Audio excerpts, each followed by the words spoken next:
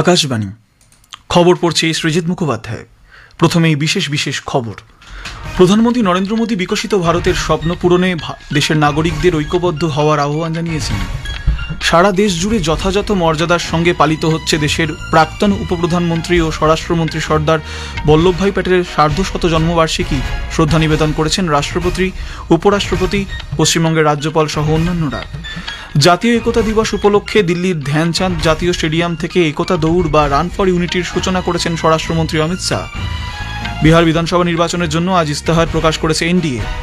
ভারত ও মার্কিন যুক্তরাষ্ট্র আগামী 10 বছরের জন্য প্রতিরক্ষা ক্ষেত্রে সহযোগিতার জন্য একটি পরিকাঠামো সংক্রান্ত চুক্তি স্বাক্ষর করেছে। মেলবোর্নে আজ ভারত 5 ম্যাচের টি-20 ক্রিকেট সিরিজের দ্বিতীয় ম্যাচে অস্ট্রেলিয়ার মুখোমুখি হবে। আসছে বিস্তারিত খবরে। প্রধানমন্ত্রী নরেন্দ্র মোদী দেশের নাগরিকদের কাছে বিকশিত ভারতের স্বপ্ন পূরণে সকলকে ঐক্যবদ্ধ হওয়ার আহ্বান জানিয়েছেন। সর্দার বল্লভভাই প্যাটেলের 150তম জন্মবার্ষিকী উপলক্ষে গুজরাটের একতা নগরে জাতীয় একতা দিবস উদযাপন উপলক্ষে এক সমাবেশে ভাষণ দিয়ে প্রধানমন্ত্রী বলেন, 2014 সাল থেকে সরকার নকশালবাদ এবং মাওবাদী সন্ত্রাস দমনে নির্ণায়ক ভূমিকা গ্রহণ করেছে। তিনি বলেন, 2014 সালের আগে সারা দেশে অন্তত 100টি জেলা মাওবাদী অধ্যুষিত ছিল, কিন্তু আজ সেই সংখ্যা মাত্র 11টিতে নেমে এসেছে। প্রধানমন্ত্রী জাতীয় ঐক্যকে শক্তিশালী করার সম্মিলিত সংকল্পকে পুনর্ব্যক্ত করেন।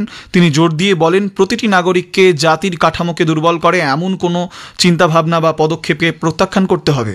এটিকে সময়ের প্রয়োজন বলে অভিহিত করেন। তিনি বলেন যে স্বাধীনতার পর সর্দার প্যাটেল এক ভারত শ্রেষ্ঠ ভারতের দৃষ্টিভঙ্গি বাস্তবায়নে 550টিরও বেশি প্রদেশকে এক সূত্রে বেঁধে আপাত দৃষ্টিতে এক অসম্ভবকে সম্ভব করেছিলেন।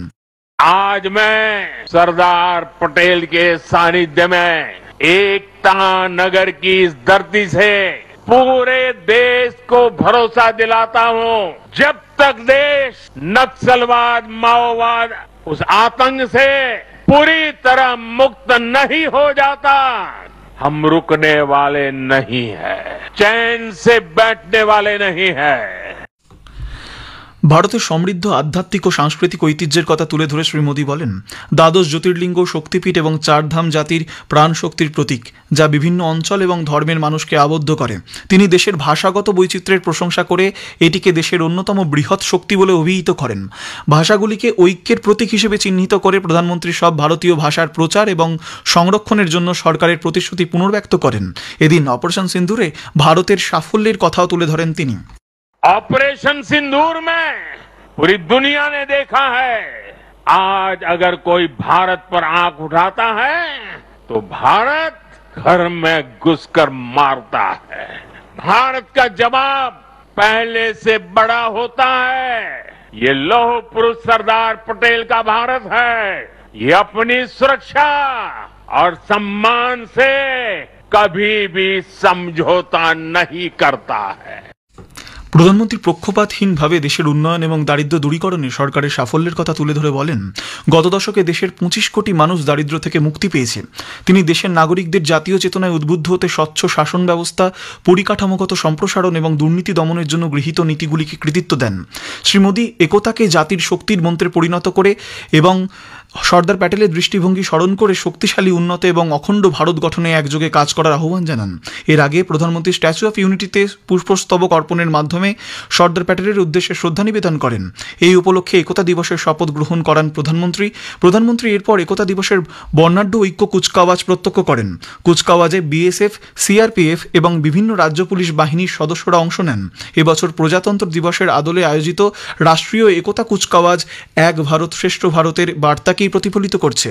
এবছর কুচকাওয়াজে বিএসএফ এর মার্চিং কন্টিনজেন্টে রামপুর মুধোল হাউন্ডের মতো কয়েকটি ভারতীয় জাতের কুকুর আনা হয়েছে, যা আত্মনির্ভর ভারতের চেতনাকে তুলে ধরে।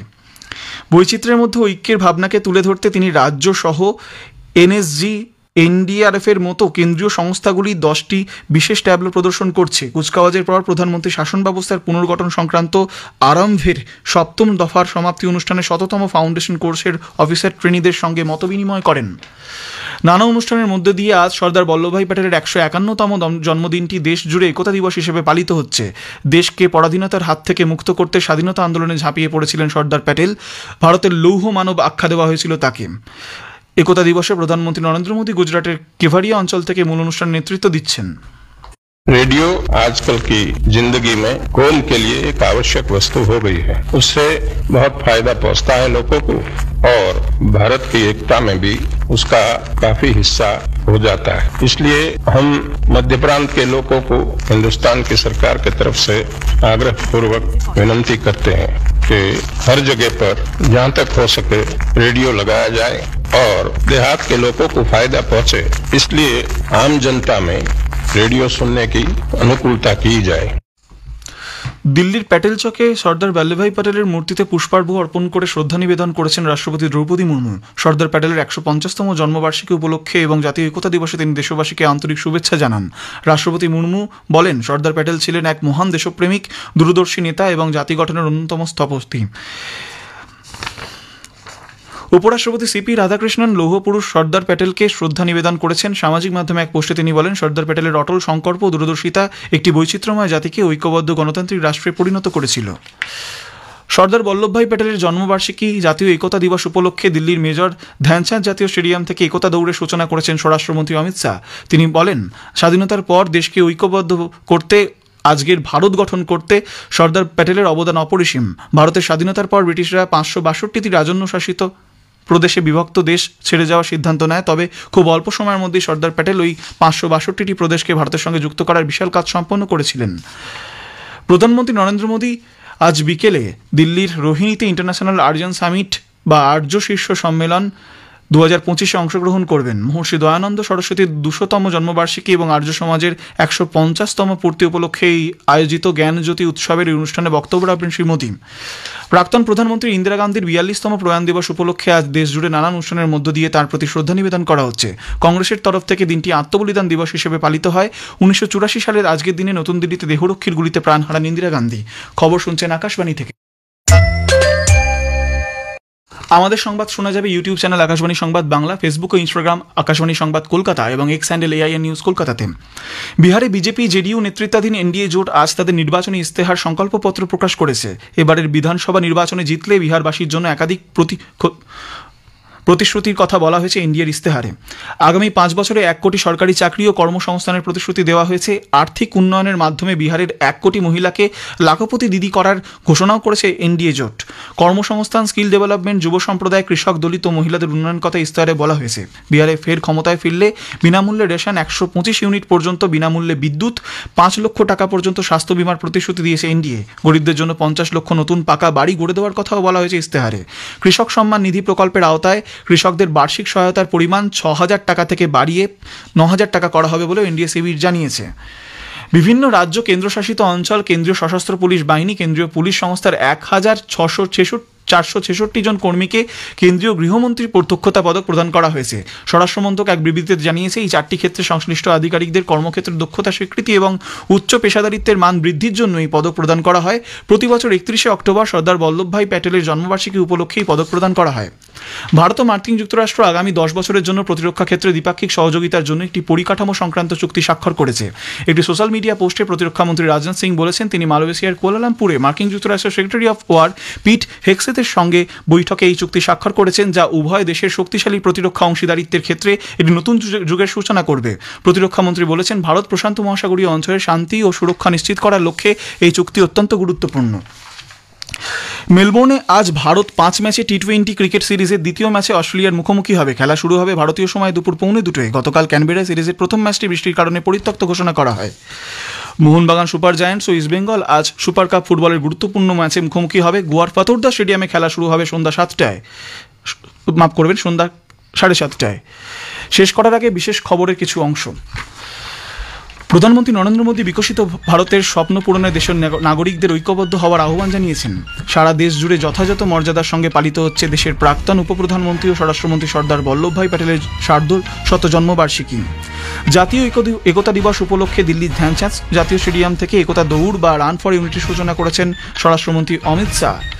বিহার বিধানসভা নির্বাচনের জন্য আজ ইস্তেহার প্রকাশ করেছে এনডিএ। ভারত ও মার্কিন যুক্তরাষ্ট্র আগামী ১০ বছরের জন্য প্রতিরক্ষা ক্ষেত্রে সহযোগিতার জন্য একটি পরিকাঠামো সংক্রান্ত চুক্তি স্বাক্ষর করেছে। খবর শেষ হলো, এরপরেই শুনুন স্থানীয় সংবাদ।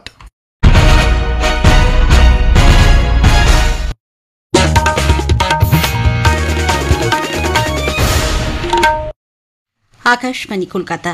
স্থানীয় সংবাদ পড়ছি নমামি বসু রুদ্র। বিকশিত ভারতের স্বপ্ন পূরণে দেশকে এগিয়ে নিয়ে যাওয়ার লক্ষ্যে নাগরিকদের ঐক্যবদ্ধ হওয়ার এবং দেশ সেবায় নিজেদের নিয়োজিত করার আহ্বান জানিয়েছেন প্রধানমন্ত্রী নরেন্দ্র মোদী। গুজরাটের কেভারিয়ায় একতানগরে সর্দার বল্লভভাই প্যাটেলের সার্ধশত জন্মবার্ষিকীতে জাতীয় একতা দিবসের অনুষ্ঠানে তিনি বলেন, সরকার নকশালবাদ এবং মাওবাদী সন্ত্রাস নির্মূলে এক শক্তিশালী পদক্ষেপ নিয়েছে। দেশকে দুর্বল করে তোলে এমন যে কোনো চিন্তা পরিত্যাগ করার আবেদন জানান তিনি। শ্রী মোদী বলেন, স্বাধীনতার পর 550টি দেশীয় রাজ্যকে একত্রিত করার অসাধ্য সাধন করে বল্লভভাই প্যাটেল এক ভারত শ্রেষ্ঠ ভারতের ভাবনাকে উজ্জীবিত করেছিলেন।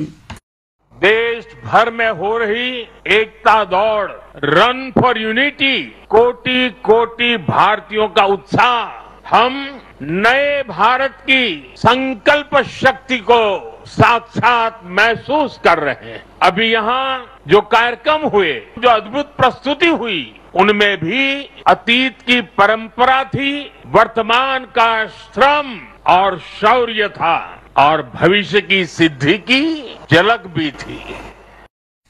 জাতীয় একতা দিবস উপলক্ষে দিল্লির ধ্যানচাঁদ জাতীয় স্টেডিয়াম থেকে একতা দৌড় বা রান ফর ইউনিটি সূচনা করেছেন স্বরাষ্ট্রমন্ত্রী অমিত শাহ।